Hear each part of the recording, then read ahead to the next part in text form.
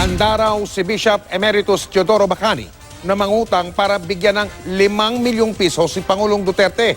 Yan ay kung mapapatunayan na may 2 asawa ang obispo. Giit naman ni Presidential Legal Advisor Salvador Panelo, hindi nagsasalita ang Pangulo kung wala siyang ebidensya. Nakatutok si Bernadette Reyes.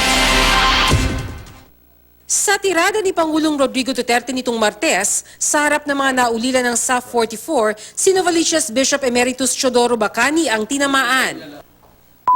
Bacani yan, 2 pa lang asawa. Pareho ko. Parang mayor yun ng buang. Tapos kung magsalita itong mga unggoy na to. Hamon pa ng Pangulo. So I'll make you a deal.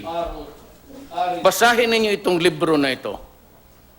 And if I feel that halos lahat nakabasa na ninyo, then go back to me and tell me binastos ko ang reliyon ko at nagsisinungaling ako. And I will resign. Sinagot ito ni Bishop Bacani kahapon sa mga text messages. Kanina, humarap siya sa amin para sagutin ang aligasyon. Ay, nagtatawanan lang kami. Actually, tatawanan. Pero sabi ko later on, hindi nakatawa-tawa ito. Grabe naman ito kahit na hindi totoo. Kahit nakalukuhan. Baka paniwalaan ng mga tao si Presidente. At sa hamon ng Pangulo, may kontrahamon ng obispo na binasa rin daw ang sinasabing libro. Bibigyan ko si Presidente ng 5 million pesos kung makakita ng isang asawa ko. Hihiram na lang ako ng pera. Pero ako'y sigurado wala naman makikitang ganun eh. I'm sure that that book did not say that I had 2 wives. Aminado si Bishop Bacani na minsan na rin siyang natukso pero hindi raw umabot sa puntong tinalikuran niya ang pangakong maglilingkod sa simbahan. May sinumpaan ka, sa totoo lang. No?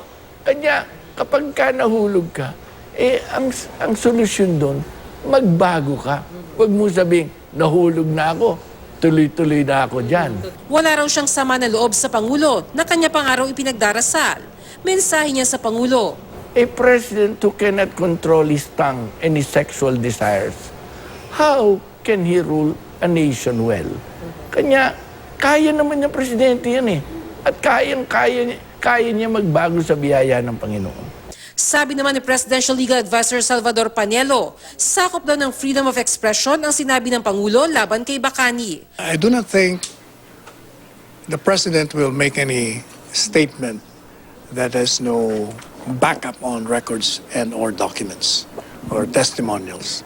Bernadette Reyes, Nakatutok, 24 Oras.